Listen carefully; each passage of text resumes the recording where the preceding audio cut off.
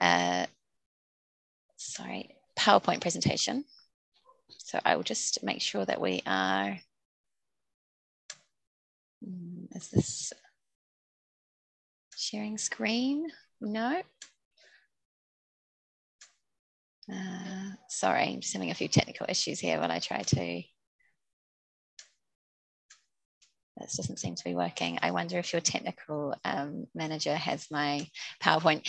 While we figure this out, I just did want to say a big thank you to you, Jadranka and Dijana, for inviting me here today. I've always been really overwhelmed with your amazing energy and commitment to your work and to your wider community. So it's really nice to be here for this Connections event.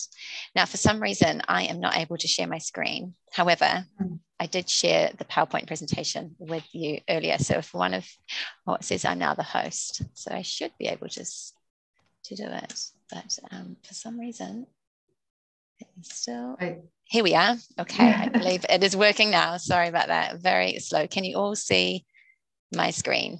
Yes. Great. So, as I said, yeah, I'm from the International Teaching Artists Collaborative, also known as ITAC. I just want to give you a very quick summary, which is difficult to do for such an extensive network, but it was established in 2012 with a groundbreaking international conference, which was held in Norway. This is the brainchild of the wonderful Eric Booth, who is with us here today. And Eric, please feel free to jump in at any time if I miss anything out. But ITAC's vision is a world where every country has artists working in the heart of communities and learning. And since 2018, when it became a year-round organization, it provides endless resources, monthly think tanks, various events. It has continued the conferences, and we also run our own projects, of which the ITAC Impact Climate has been our most extensive project to date. So I'm going to give you a bit of context about the initiative. So ITAC Impact Climate was born out of a partnership with the Community Arts Network, also known as CAN. And CAN was established this year with a view to increasing social impact through the arts.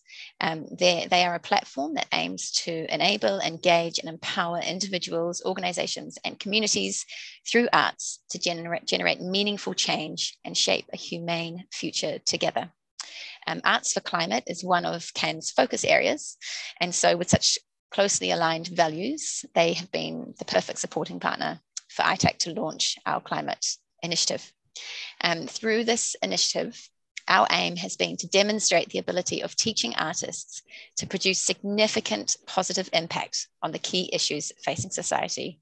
So in this case, climate change. Specifically, by commissioning 5 artists from around the world, we have sought to change people's beliefs and behaviors in relation to climate change. And while I think we're all aware of the significant role that the fossil fuel industry and governments, particularly in the global north, have played and continue to play in the climate crisis, we must acknowledge the power of grassroots movements to bring about necessary change, and that if individuals and communities make significant changes in the way that they communicate and behave in relation to the environment, and this can perhaps create a powerful ripple effect and even influence those businesses and authorities, which are largely responsible for the crisis that we find ourselves in. So we've given ourselves this huge challenge through creating this initiative. And beyond that, we also wanted to demonstrate the potential for the arts to successfully intersect with divergent disciplines. So in the case of this project, working across arts and science, because we believe that the arts can help translate that difficult science of climate change and make it directly applicable to the lives of individuals and communities, thereby empowering people to make significant changes. So we began the initiative with a flurry of activity earlier this year. We started by recruiting an international advisory panel. They were people with different expertise in participatory arts, particularly within the context of science or climate. And they had the difficult job of selecting our commissioned artists. We were completely overwhelmed by the response to our open call. We had estimated that we might receive perhaps around 30 proposals. And instead, within just a 2-week open call, we received 90 proposals from 36 different countries. And while this was overwhelming, it was confirmation that there was a huge appetite and need for an initiative such as ours. And it also meant that beyond our 5 commissioned artists, we were able to establish a large community of climate engaged artists. And I'll mention a bit more about that shortly. So we were delighted to commission Rachael Jacobs from Australia, Mokobe from South Africa, who unfortunately can't join us today, Francine Kliemann from Brazil, Razcel Salvarita from the Philippines, and of course, Dijana Milošević from Serbia.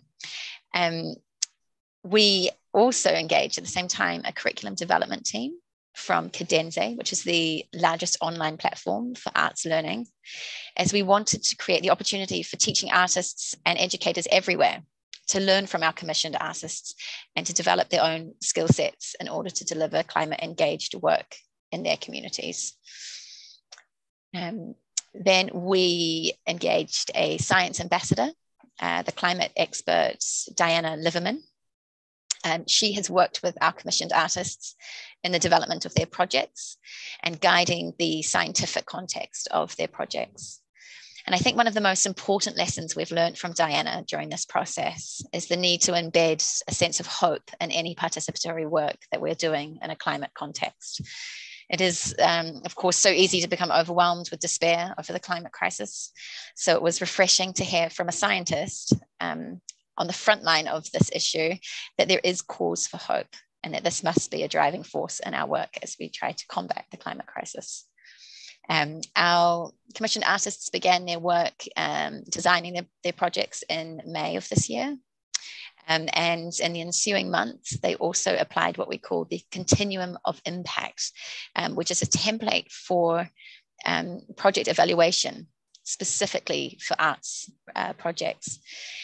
All of us at ITAC are well aware that there are challenges in either quantifying and or qualifying the impact of participatory arts. So we found the Continuum of Impact tool to be especially helpful in providing a really important framework for measuring the impact of these projects. And this will be included in our online curriculum. So early next year, we will be focusing on publishing the online curriculum that all of you will be able to access freely. We are on track to finish all the projects by February of next year. We've had to shift some of the timeframes according to COVID restrictions. But amazingly, I think that despite a global pandemic, I think we are going to get there with a really some exciting results. And so just before I pass you on to our amazing artists who will be able to give you some of the really interesting insights to their work, I just wanted to give you a brief touchdown on some of the other climate work we're doing. So of course, Lee's not able to join us today, but I wanted to let you know that they are creating a short slam poetry film, which is focusing on water issues in South Africa. And they will then use the film as a focus for creative workshops, which they will be running in person and online in the coming months. We're also running a really interesting project alongside the global superstar, Joyce DiDonato, a mezzo soprano, who will be undertaking a world tour called Eden. Joyce is seeking to engage her audiences in environmental themes and really kind of piquing people's interest in nature and the environment. And we will, alongside her main stage performances, which are taking place all big concert halls around the world, ITAC is leading the engagement activities alongside her work. And our aim there is to identify, when you have such a short period of time to work with people, just how deep can you engage that community. So we look forward to sharing the results of that as well in 2022. And lastly, I just wanted to touch on the Climate Collective, which is this large group of climate engaged teaching artists, which grew out of this open call that we ran earlier in 2021. And it has between 40 and 50 regular members. They meet monthly. There are multiple working groups, really trying to further the work that teaching artists around the world are doing in relation to the climate. And I've just included an image here of the latest newsletter from this group. So for any of you out there, if you're interested in the work of ITAC and or the Climate Collective, please do visit our website. I'll put the website in the chat, I think, if I can. And yes, we hope to welcome you into our community. Thanks so much. I'll pass you back to you, Jadranka. Yes. Thank you, Aislinn. Yeah, I think it's we can go back later on this wonderful project that actually bring many of artists that already are very engaged in their communities together, and then suddenly we have an all opportunity to share this knowledge, and furthermore it's going to serve to someone else, as you said, on Cadence, on all the case studies. So I would invite now Raz to tell us about his project, what he is doing in Philippines. All right, thank you everyone, and have a good morning, good day. I guess where I am, it's almost midnight. So, but I'm glad to be here. So I'm gonna share to you briefly about an update of our project here in the Philippines. So I'm gonna share screen right now. So basically, we are in the way we are culminating the project here in the Philippines with an installation art in the public plaza in our municipality. And today we brought the major sculptural pieces to the plaza, and it's been really a very engaging community endeavor in a way to bring this exhibition pieces that will be opened next week, basically in the next few days. So the exhibit, it will highlight the theme on unmasking climate injustices, voices from the past, present, and emerging generations. So during this time, I've been collecting images and also documenting short films, engaging young people, of our committee members to share their opinions, their stories about their experience with the changing climate. And I'm sharing to you some of the images of the exhibition pieces. For example, this one, this has been created by in collaboration with a local pottery village artisans, where they created terracotta masks, and this will be installed as part of the installation pieces at the public plaza.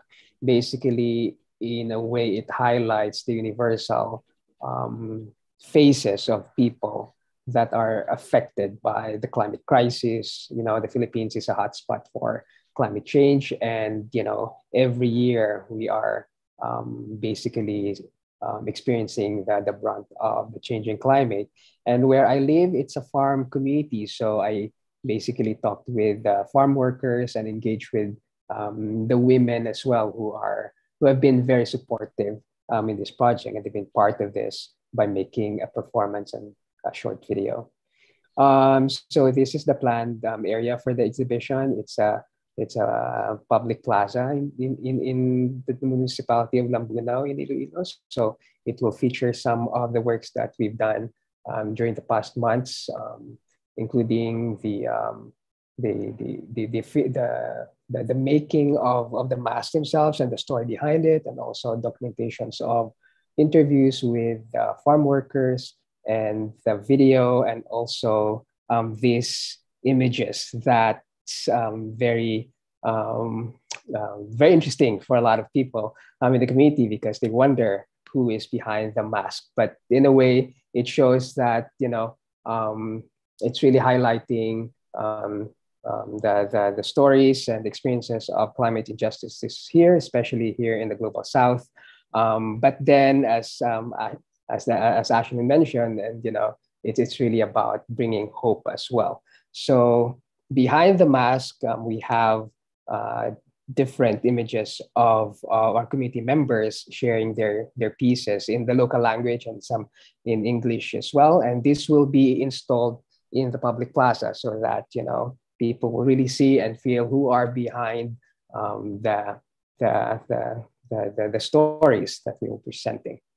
Also during our time for, probably this was sometime in June, we conducted a baseline data to get the 10% of the community to answer questions, queries about climate change, so that we can have basic knowledge about the issue and also where they are in terms of their experience and understanding about the climate crisis. Also, if you see the photos, we had an experimental rice planting cycle as well in June, July, August to see the effects of climate with planting season. And definitely we had experiences of flooding, if you see the photo below, where they just planted the rice, and then a few weeks later, it's just rained so hard, and basically it affected the planting season. And eventually during the rice harvest, we found out that the yield is very low because of this situation. And also together with the women of the community, we made a short film and performance where they expressed their statements about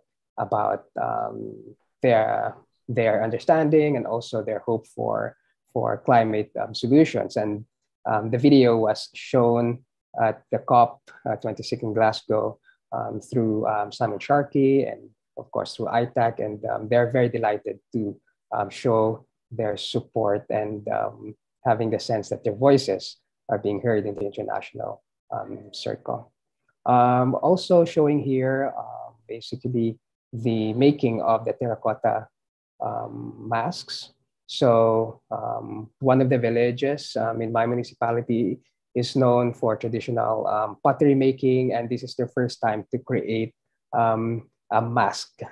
And for them, they're so proud, and they will be part of the exhibition as well, so that in a way they can have a sense of pride of their own artistry, because we know that even the craft making has been directly impacted by climate change. So I've also so after that, I brought the masks to schools and some areas where volunteers came to make a pledge and also have their photos taken to be part of the public exhibition.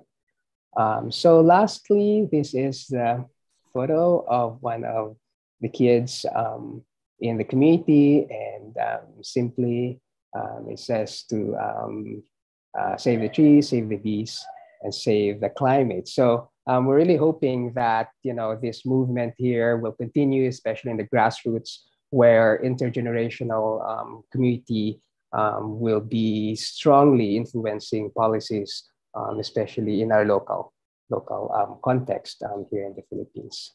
So basically that's just a short scope of our work here in the Philippines, and this will continue on until February, because we were allowed to exhibit the public installation art piece until February. So there will be a number of teach-ins and also some workshops that will happen within those months as well, because we just feel that the work is got to continue, also because of the lockdowns previously. So we're taking the chance of really putting this activity and project to a much wider space and a much wider audience and community as well. So thank you so much. Just to ask you, are these all activities in the same community or in different communities in Philippines? I was planning to do it in 2 communities, but because of the lockdown, I wasn't able to connect with the fishing community. So I focused with the farming community, but eventually I feel like probably within the months January, February, we may be able to coordinate and collaborate with them. Thank you.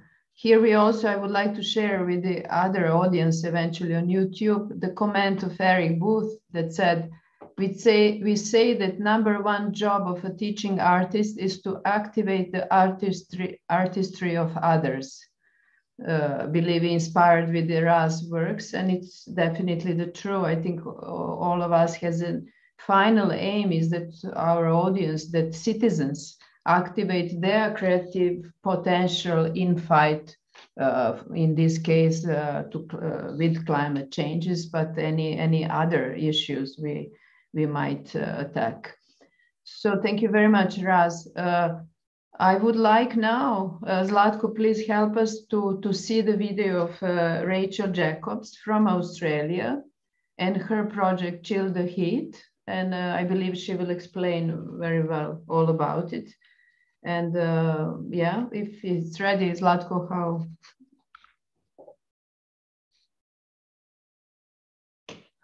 Hello, everyone. I'm Rachael Jacobs, she, her pronouns. I apologise that I can't be with you in person. It is around 2 a.m. where I am, so I have prepared a video for you. I'm going to begin by sharing my screen. So I'd like to tell you about my project for ITAC's Climate Collective, which I have called Chill the Heat, because we're going to be talking a little bit about heat. And it is a partnership between these organisations using the Climate Collective grant that was provided by ITAC. And I'd like to begin with an acknowledgement of country, which is absolutely essential for everybody who is presenting from Australia. So this project takes place on Darug and Darawal countries, and I am here on Gadigal land in the Eora Nation. Sovereignty was never ceded, and I acknowledge the elders past, present and emerging. I also acknowledge any First Nations people who are here today. I pay respect to my elders past, present and emerging. So I am on what was, is and always will be Aboriginal land. This land was kept sustainably for thousands and thousands of years, and that was done by expert practices and knowledge held by First Nations people. Environmental degradation in Australia began in the 1700s with invasion by colonial forces, and the effects of this continues to this day. So it's very important this project must begin with the acknowledgement that climate justice is intertwined with racial justice, and there can be no racial justice without First Nations justice. This project will be conducted with the permissions and under the protocols of our First Nations custodians. I'm on the board of an organisation called Sweltering Cities. Sweltering Cities is an organisation that looks at the lived experience of rising temperatures. And we've focused some of our energy on southwest Sydney, which is an area to the southwest of Sydney.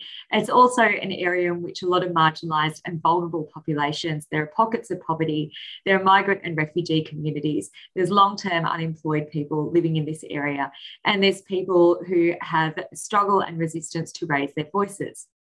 In southwest Sydney, heat affects people disproportionately.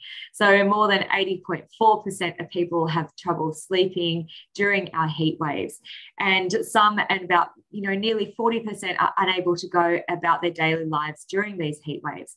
It can regularly get up to 45 degrees plus during the summertime in Australia in these areas due to the poor planning, lack of vegetation in the area, and just the fact that they're inland and away from large waterways.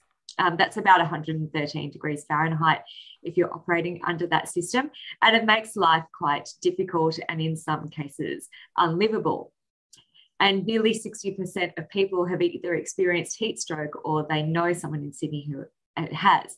So the effects of climate change are affecting people of southwest Sydney every single day. It's not something that's going to happen in the future. It is happening in the here and now. Here are some testimonials that Sweltering Cities has found that they say that, in 10 to 20 years, these areas are going to be unlivable. It's going to be a financial and a health disaster. And people are talking about that their vote rests with people who are going to take actual action on climate change. As we know, climate change affects marginalised and vulnerable people first, whether it's rising sea waters in the Pacific or it's here at home in Southwest Sydney. So as I've mentioned, there's a lot of working class communities, a lot of casual and essential workers, and pockets of disadvantage. Many people are in jobs where they cannot work from home. They have to go to those jobs as essential workers. I also want to acknowledge again that First Nations knowledge and care of land and waterways has been devalued as a result of invasion and the dispossession of land and ongoing genocidal acts. However, this project, Chill the Heat, sees Southwest Sydney as a site of resilience. It is not a site of poverty or vulnerability. It is a site of resistance, and indeed it is a site of creativity. It also must be mentioned that the people of Southwest Sydney did not cause this problem. Climate change was caused by powerful people in powerful positions, and the people of Southwest Sydney are not responsible for fixing this. They can raise their voice collectively for climate action. We can raise our voices through art, which is exactly why I'm in the Climate Collective. We can spread the word about the urgency of the climate crisis. And a lot of people find it very difficult to connect with rising sea temperatures or predictions of temperature rises or melting polar ice caps. But they do understand that here in Australia and in Southwest Sydney, there is rising heat. There are bushfires, such as the bushfires of 2019 and 2020 that devastated our country, natural disasters and other temperature hardships. So here's how our project works. Artists are working in communities right now. We are going to be culminating with an art festival to be held on the 1st of February. And for anybody who is in Sydney at the time, I warmly invite you to attend the festival and the one-day symposium at Western Sydney University on February 2nd. Currently, we have a call for abstracts out for this symposium. So people from the community, artists, researchers, academics, teachers, activists can contribute. Just contact us and let us know what your project or your area of interest is. We are, of course, contributing to ITAC's curriculum, and ours we call the HEAT curriculum. There's going to be a podcast by one of my colleagues, Sebastian Fouch, and I'm going to be evaluating the project using surveys and interviews. I would love to tell you about the projects now. So I'm going to start with this first project up here. There were 5 arts projects that are featured as part of this grant. This one here is a dance company called Bindi Bosses, which is a South Asian matriarch dance company that does amazing social justice work. They are working with Buri Pryor, who is one of Australia's amazing writers and storytellers, a First Nations man from the north of our country. And Buri has provided spoken word story to be matched with Bindi Boss's dance movements, and they're going to be making a video project. It's going to be really, really beautiful, talking about care of land and environment. Over here, we have a First Nations poet, Jazz Money. Jazz Money is based in Sydney and is going to be working with Southwest Sydney First Nations poets like Luke Pattinson. And they're going to hold a slam poetry evening that people can come and literally hear people in Southwest Sydney, particularly First Nations artists, raising their voices in support of climate action and telling us about their lived experience of heat. Over here, this is Georgia Freebody, who is an art therapist and a local artist who is going to be working with early learning. And this is going to be working with children 5 years and younger, and they're going to be expressing their views on care of land and animals. This is an artwork by Jessica Harwood. Jessica Harwood is one of Australia's affectionately known cartooning and visual artists, who is going to be running cartooning workshops with people of Southwest Sydney to tell us about their lived experience of heat. And this is me. I am a dance, drama and music artist. I'm a community artist. I work mostly with refugee communities. I'm going to be working with students of Western Sydney University, most of whom are from migrant and refugee backgrounds.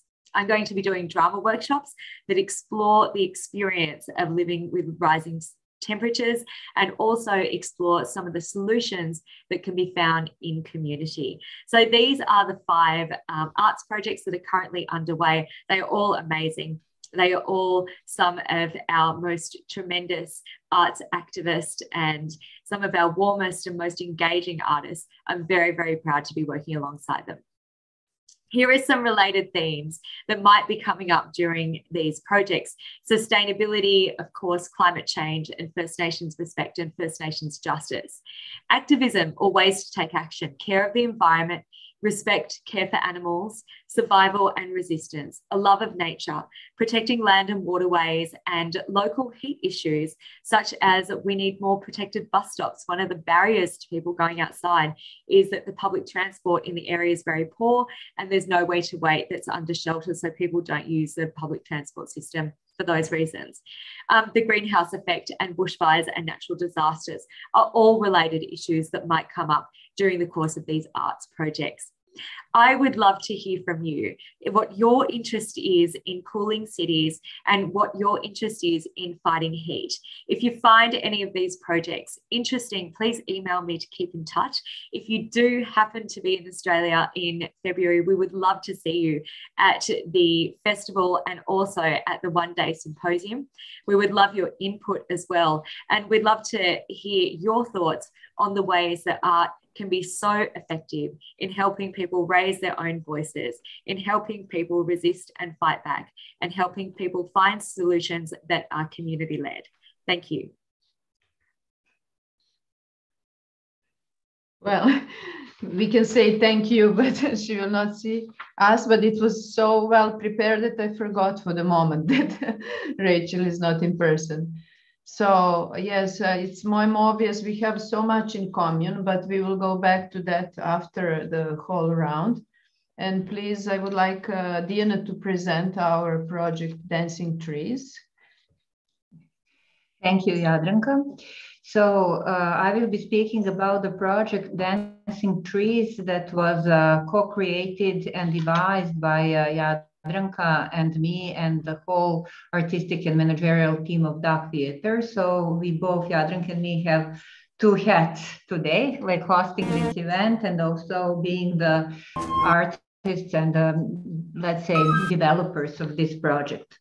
So yes, listening to other artists, and I'm like again thrilled by the work they did. We were following each other from the beginning. I really think that there is no more important topic right now than the climate change. And as Rachael said, it's definitely completely connected with the politics or with the justice in general way. I'm speaking from Belgrade, Serbia, where we have incredible pollution. For months and months, we are one of on the top places of the worst polluted city in the world. And it's a kind of incredible situation because Belgrade is the city on two rivers, and with it used to have lots of green areas, and this is how we grew up. And so today we can't breathe fresh air. And right now we're in the middle of the civil protests that are, among other requesting also clean air and waters, and to stop, for example, Rio Tinto, that's probably a corporation you all heard about, to damage Serbia and so on. So our project Dancing Trees actually grew out of this need to address the topic of unnecessary excessive cutting of the trees, first of all in Belgrade and in Serbia, but then of course all around. It's the global unfortunate phenomenon. And it was when we started to work on this project, we were not aware how much we were going to actually learn about the importance of the trees for the whole climate and the climate change and for the planet. And working with the ITAC scientists, for example, and then some other experts and so on, we learned that if there were no trees, there would be no life, literally. That trees are responsible for the very life they live.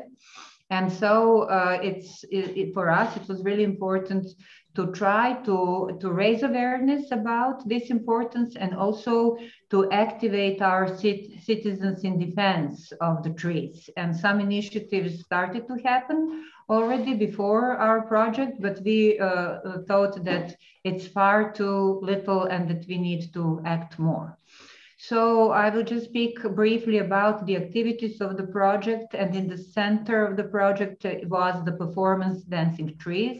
It is dance theater outdoor performance that we realized and performed in the city park in the center of Belgrade, and with an aim really to attract not only theater audience, but citizens of Belgrade who would be passing by or hearing about the project and so on.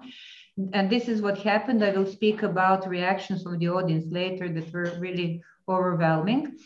And then a very important activity was filming the project, the development of the project. And we are now about to have documentary film about it and the film of the performance. And you will see inserts just in a bit. And beside that, we realized the roundtable discussion with experts from different fields related to climate change, activism, and arts. And that was really, really very successful gathering where we all realized, like, the conclusion was, first of all, that we are living in very bleak times, but that there is the hope, as Aislinn noted at the beginning, and that to have the hope is kind of the also choice, and that we have to act from this hope. And also, it was very interesting to understand that we can not do alone anything, that we have to connect over the fields. And so because our guests were scientists and ecologists and activists and so on, and artists, and it was I think now it's like completely new era where I hope citizens and members of community are understanding that we have to act together. And that was also one of the goals of the project. And then we realized the webinar where we worked with the people interested in how to create their own action related to climate change, but also broader, how to devise it and how to get concrete tools. And some of the questions that were really interesting were how to involve the members of community. I mean, we do the project, we do the show, but then how to motivate them to go further. That was one interesting question. And then there was a set of questions that people were very interested in know-how. So we were working with very concrete techniques, how to be in the public space, how to be present in the public space. What about the body in the public space? In the public space, when we are working on the actions that are related to, any topic that matters to community, specifically speaking to the climate change here. So what we discovered during the whole process were many interesting facts about the trees. And our tactic was to make people really interested and connected with that situation. So I will share now, actually I will ask Zlatko to share the first little clip from the film of the performance that speaks exactly about the age of the trees. And this is something that you can start. Drveće je postojalo još mnogo pre ljudi.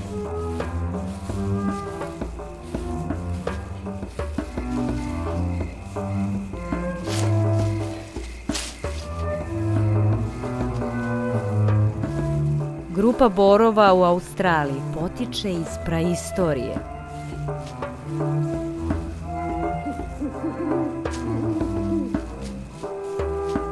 Ginkgo biloba je živeo još u vreme dinosaurusa.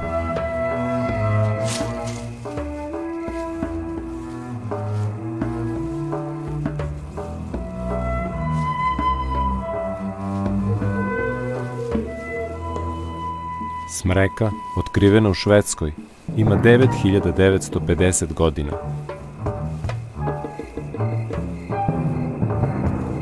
Neki borovi u Australiji imaju preko 5000 godina.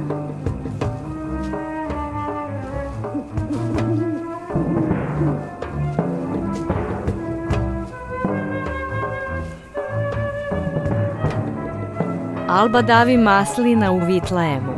Stara je između 4 i 5 hiljada godina.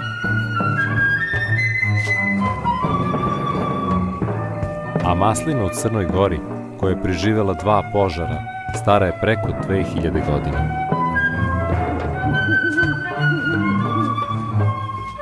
Sekvoje u Kaliforniji žive već 2500 godina.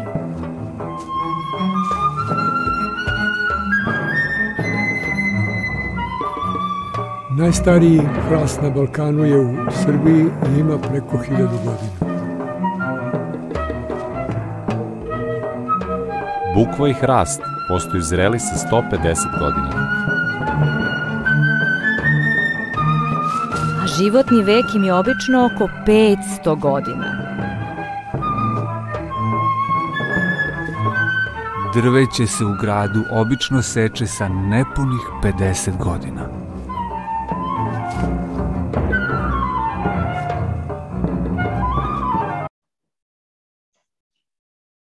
Yeah, so that was one of the ways that we really wanted to raise awareness about the importance and the beauty of those living entities around us, all around us. And the audience really reacted enormously positive and emotional hearing this, because it was the pre-recorded text that we played during the show.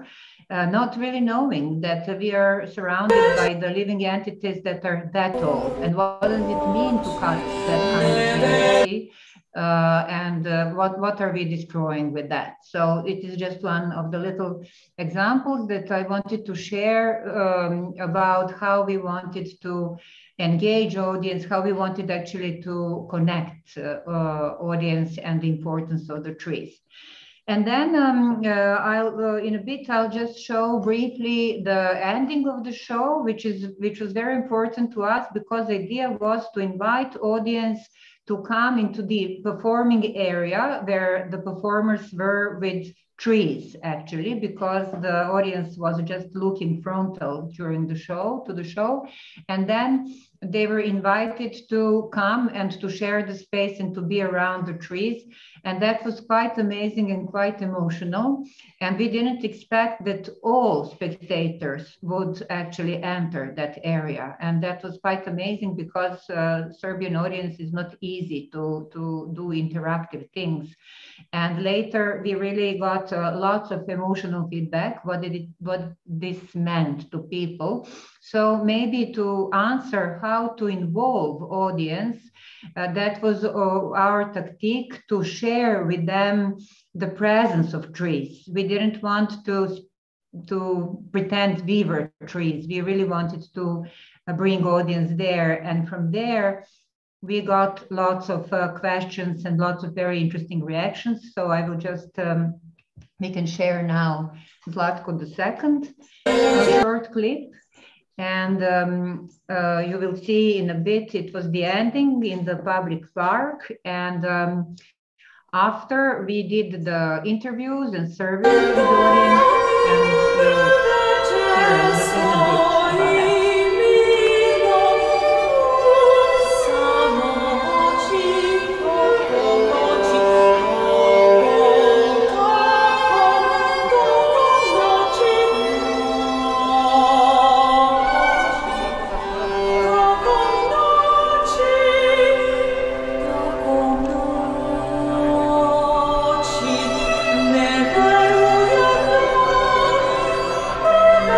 Never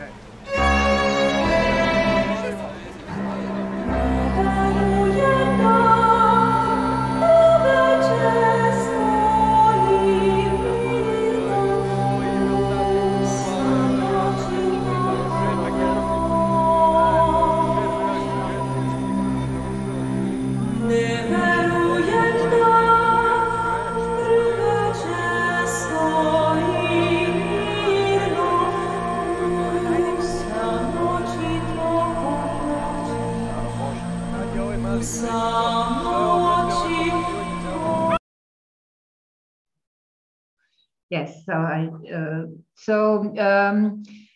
It was very incredible because we didn't ask them to hug the trees. It was spontaneous reaction of the people that we were totally surprised by. And just in conclusion to say that after talking to the audience, what we concluded were also a couple of very interesting things. Firstly, spectators said that they thought that this kind of the activities or the art as a way to convey the message and to address climate change was very powerful. And one of our young scientists said that actually, and we are quoting this, that it was very powerful way because usually science is speaking in codes and people are not understanding it fully. And so that this was really important to have the other way of presenting basically the facts the scientists are speaking about for a long time. And then another reaction was that the members of community really said that they would like to engage into activities of defending the cutting of the trees and related to the climate change, but they didn't know how.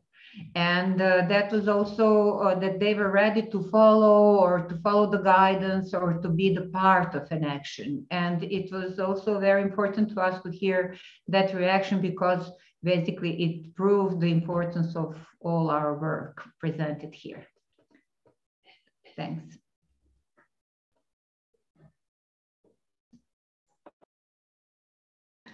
I was just saying, actually, we were a bit surprised by the warm response and spontaneous response of the audience.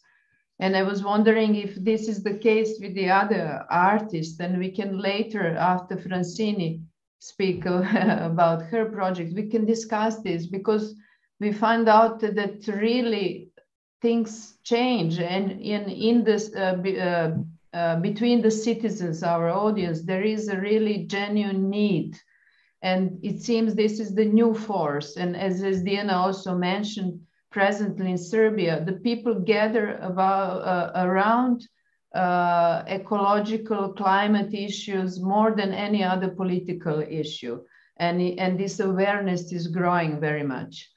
So maybe later we can share a bit more how you feel in your own community. What is how strong this feeling is, this really grassroots feeling. So Francine, welcome. Hello everyone. I'm really sorry about I made a really big confusion with the time difference. Yes. And I had it in my diary at 4 p.m. I was out. I just got home. Okay. I'm really sorry about the confusion. Yes. but still on time. And it would be pity not to hear about this project in Brazil with Brazilian kids.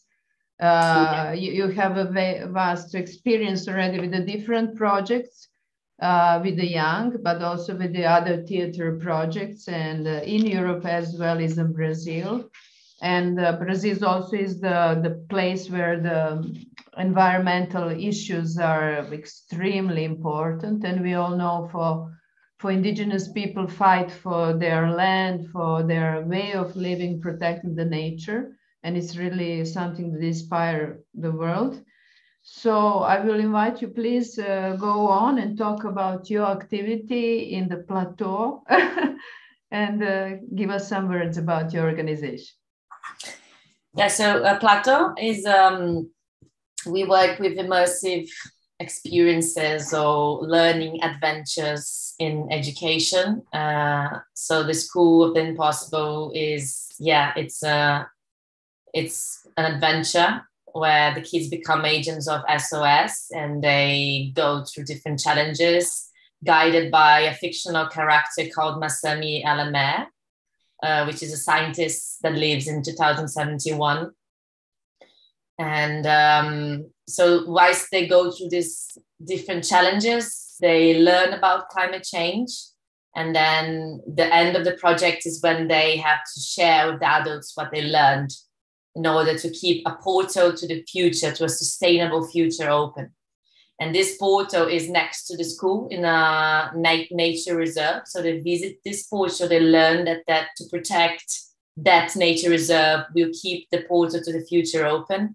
And then they share their what they learn with the adults, and they share that writing a book, which is a piece of wood. So it's more like a mean for communication between the kids and the adults. Is like what they want to talk about.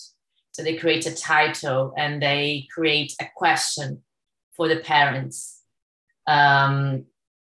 And last week we had the final event, which was quite curious. We didn't know what to expect about this interaction between parents and adults. No, that's not what I wanted to say.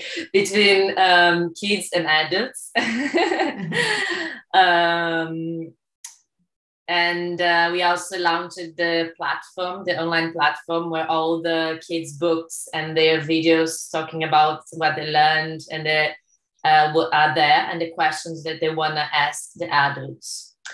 So that's a very, very, very short summary of the project. I can show some images of things, but what I would like to share with you is the process, because we started the process like really thinking that our goal was to teach climate change, and our goal was the kids to know what climate change is and the science behind climate change. And it was quite difficult for many reasons for the time we had, because the kids with the pandemic, some kids are still not writing and reading. So there's a lot of like differences. Some kids are reading, some kids aren't.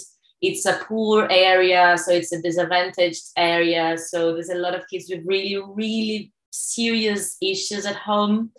And so they kind of have learning difficulties because of all the emotional and all the problems that they have in their homes and in their story of life.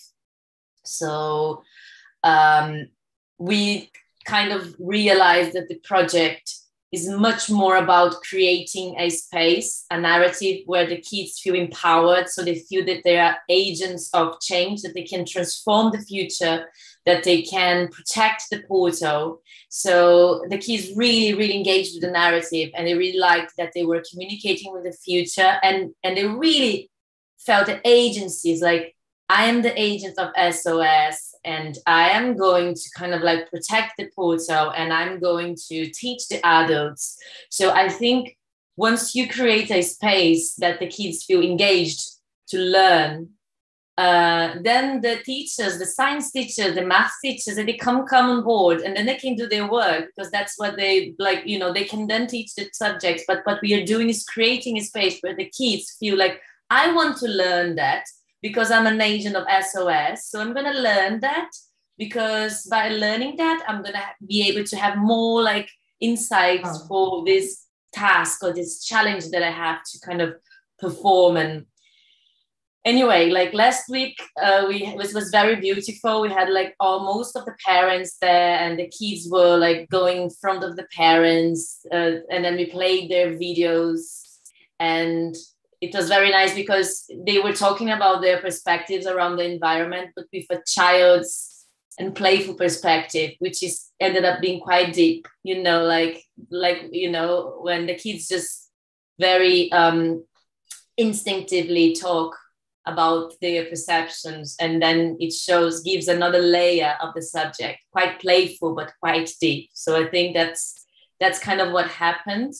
But it was funny because they had like a microphone, and they really loved to have a microphone. So they were like asking the questions, but then the kids, the other students, they wanted to answer. They wouldn't let their adults answer the questions. So it ended up becoming a lot like an interaction between the kids. And then they would almost ignore the adults. And I was like, no, guys, ask the adults. And they were like, come on, like, we are playing, excuse me.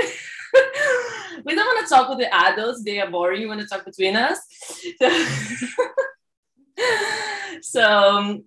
So we kind of like, it was nice as a pilot, like this final event, but we had so many other ideas for next year, which is going to be much, much more exciting. But we just had the idea because we did the final event, and then we realized like that didn't work. This worked.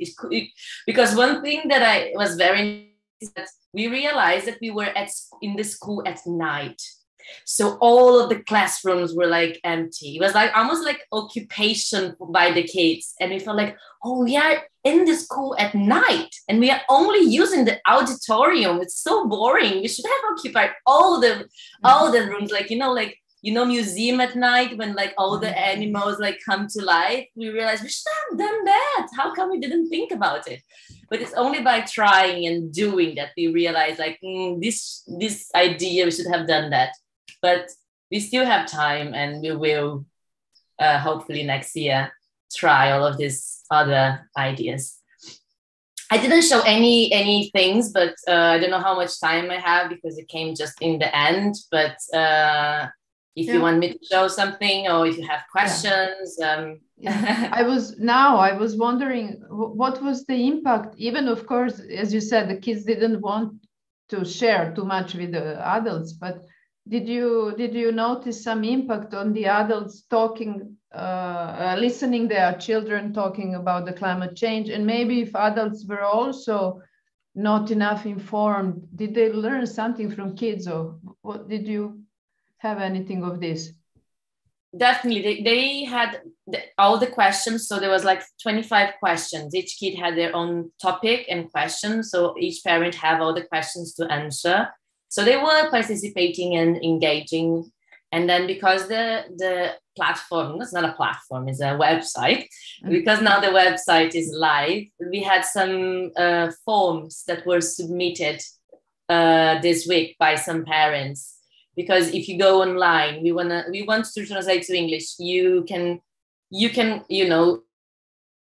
navigate through all of the kids' questions, and then you can answer via AR filter or just a written answer. And we had some responses. So that's an example of an impact. Another example of an impact, which is very nice, is the parents actually going to the event. Because it's disadvantaged areas with a lot of problems, sometimes they don't want to participate, they don't attend. And it was almost 100% of attendance. And not just because the parents wanted, but because the kids obligated them to go.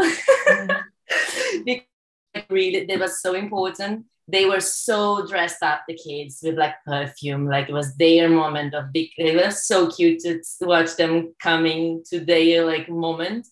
And some parents written to the teachers like, do I need to go? Like, do I really need to go? My kid is like telling me that I have to go, but I don't want.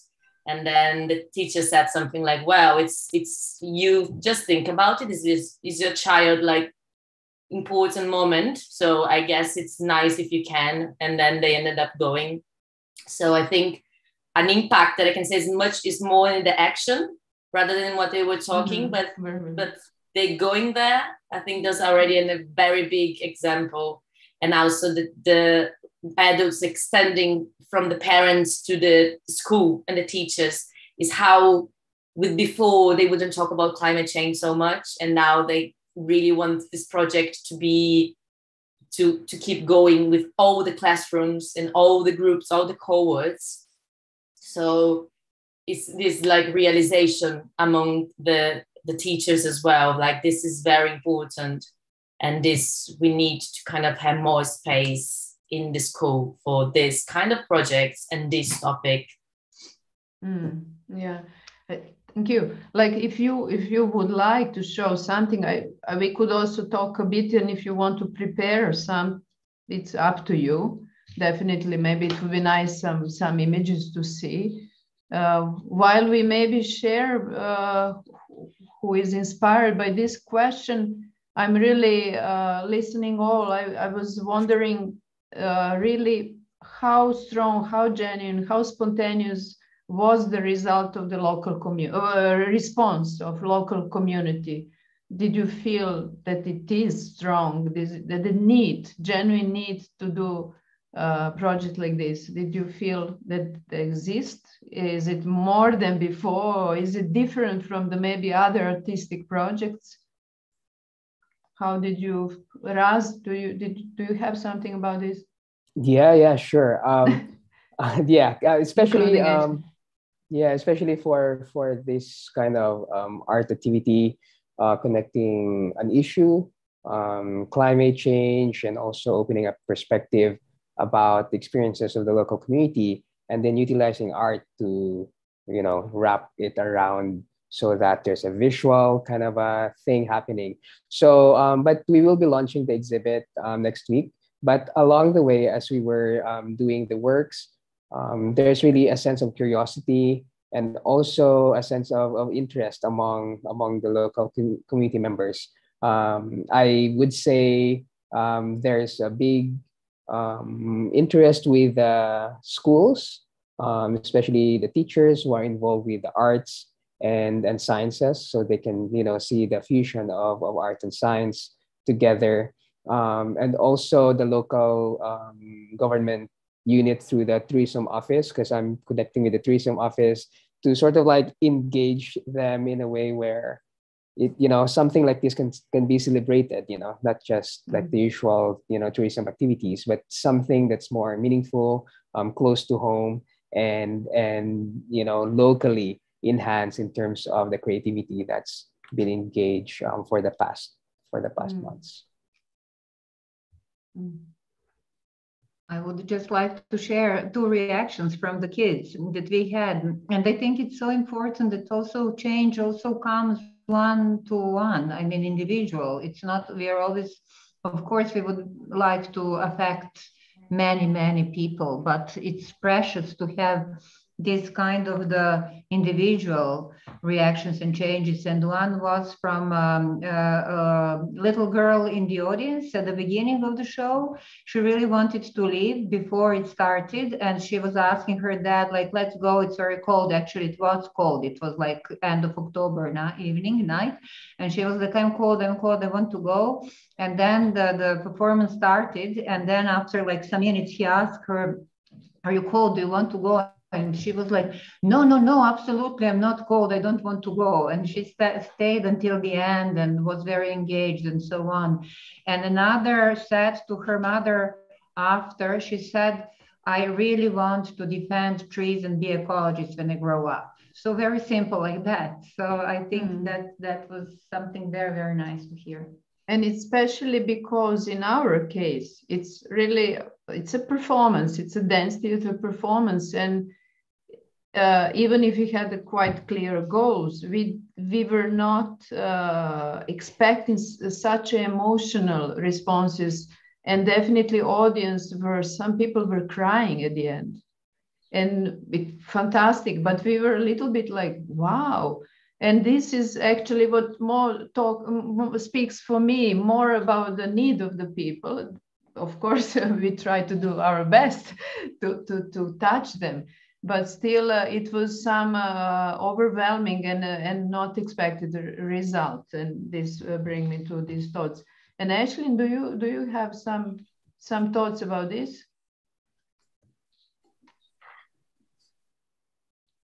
And sorry, just muted. Sorry, just trying to find the button to unmute. I mean, I think I obviously haven't had the opportunity to do any direct work, but more be in a coordinating role. But I have noticed over the last 8 months or so, while all of your projects are so distinct from one another in terms of the artwork you use, the art form you're using, and the communities that you're engaging with, there certainly is like so many overlaps in terms of the need to empower these communities, and that although you're using different techniques, there seems to be some sort of, I don't know, it's similar energy in all these different parts of the world that's coming out of these projects. So I think we have absolutely, through this initiative, identified a strong need for this kind of work. And while it might not be specific knowledge that people might be gaining, or but more like a being inspired to act, or like you say, these young children wanting to be an ecologist when they're older, or or these children in Brazil who simply feel hopeful about the future generally, and that they have an important role to play in their lives and their learning, and that climate is involved in that in some way. I found it a fascinating process actually to be kind of observing over the last 8 months. Francine, do you want to share something? I will. So this is the website, and we were showing it during the final event. So we wanted to have the books, the actual books, but it was quite difficult to design. So it's pilot. So we want in the future to have a little bit more technology and more, but this is the best we can do. So if you see in the background is the portal. So that's the nature reserve that they visit. But since the beginning, they opened this portal in AR format. Oh, just a second. I'm just going to plug my computer, otherwise I'm going to run out of battery. So from the beginning of the experience, they open an AR portal and they see this green space. And Masami, the character, she says it's in the future. And then they visit. And then the learn is next to the school. And then when they come back, they have to write the stories, the things they learn. So this is the names of each one of the students. And the nice thing is kind of almost the website is an activism act from each of the kids, because if you click on, in one of the names, you're going to have the picture, the book that they've, just the cover, because the inside is very symbolic. There's no real a book that was written. It's just this idea. And he's them talking. Evelyn Rebecca Lisboa. So it's the same for each one of the students. They present the book, the topic, what they want to talk about. And then in the end, they make a question for the adults. What do you do when you see an animal abandoned in the street? Do you want to look after or pretend you haven't seen? So you can answer. If you scan the QR code, it takes you to an Instagram filter with the question, or you can just answer the question here and submit. And then we'll receive. And then if you go back, you're going to have the same. This is the extinction. This girl is amazing. She's really nice. Why do you destroy the nature?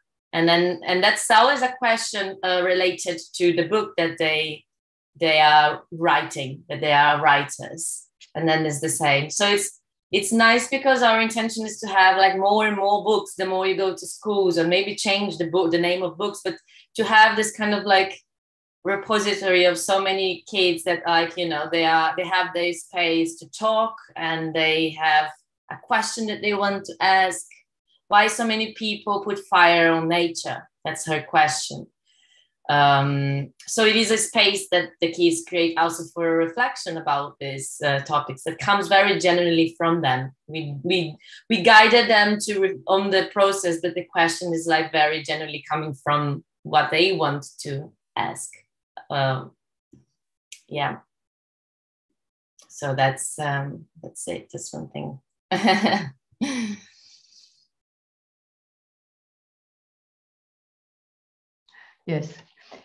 Yes, it's really, I think, example of empowering, exactly, and even more important children, so young, so small, and maybe even for disadvantaged areas, even more important.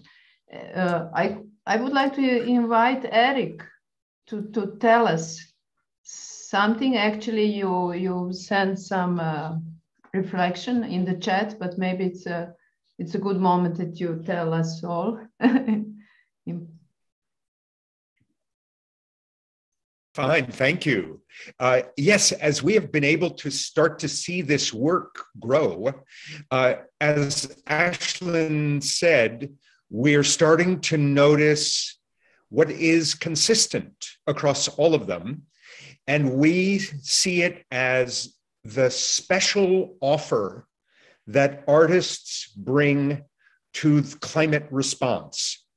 more than making works of art about nature, and more than communicating science information through art, this is the piece that has been missing to actually change instruction into engagement, so that people who are engaged change their relationship to the crisis.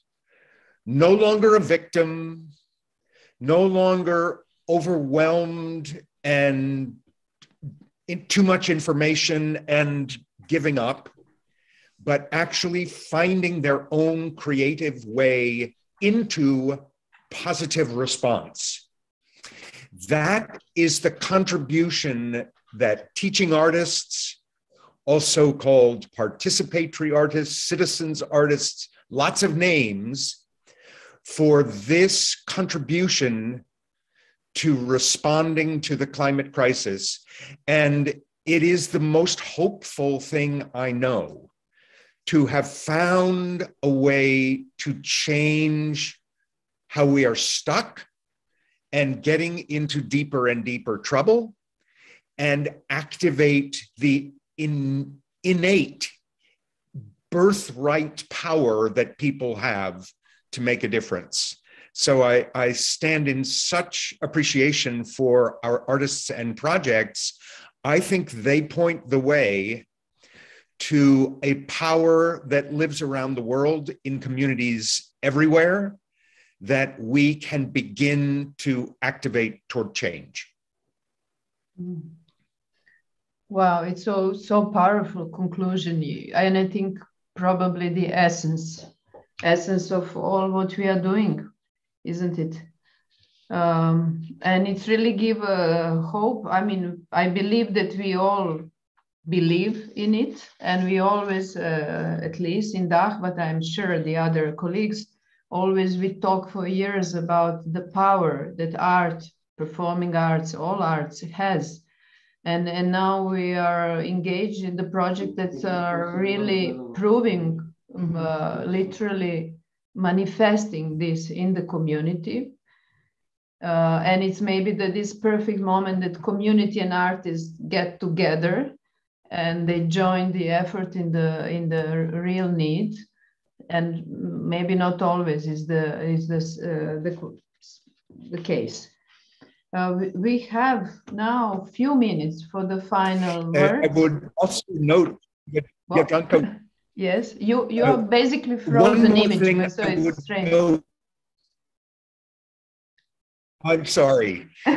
One more thing I would note is all four stories that we heard, at the center was beauty and emotion. All four mentioned those are the motivating powers, and that is what we bring, that the science community desperately wants and needs. Exactly. I think even widely in all other aspects of the social life, I think this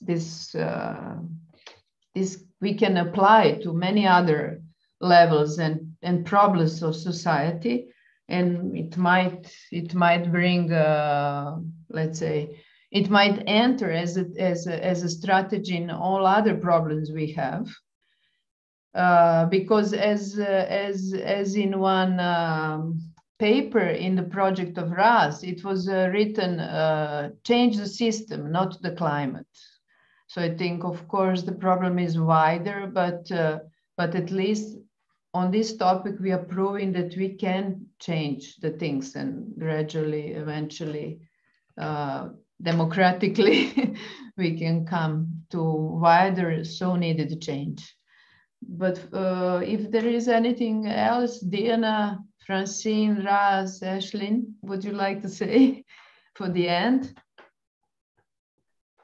I would just like to say that it's not like just compliments, but it's like fantastic to have this community across the planet. and that we are here from like different time zones. Raz, thank you for staying so late with us. And also this makes me feeling we are really not alone. And as much as we know the bad sides of technology, also this is the good side that we are becoming. I really like to think about us as the global family that are working together for this cause.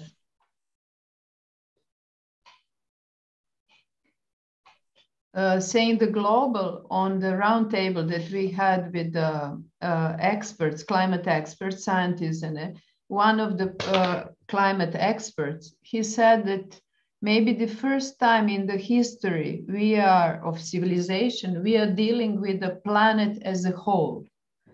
He said that first time we are influencing whole planet, even if we were before, maybe we're not aware. And this is unique moment. And on the one side, I think like in other aspects as well, on the other side, it's a dangerous, critical moment. On the other side, we are also this planet. We are now connected, and we could also positively deal with the planet in whole, not only being desperate about what is going on. But that was also the one thing that stayed with me, because he said we were not before aware how much whatever we touch, it's a whole planet in game. Well, so I think we all somehow we feel this. Yeah. Thank you to being together, first of all, sharing our thoughts, thinking together. And of course, let's stay together. I hope the people will be inspired and maybe contact you and other artists, or just our audience be inspired to do themselves and to be involved in the projects like this. And together, maybe we will really contribute to this global change that will come. Okay, good night, good day, good afternoon. Thank you. Bye-bye. Very much. Thanks so much, Jadranka. Thank you, Dijana. Thank you. Bye all. Thank you too. Bye. And goodbye to our spectators. Thank you for following us.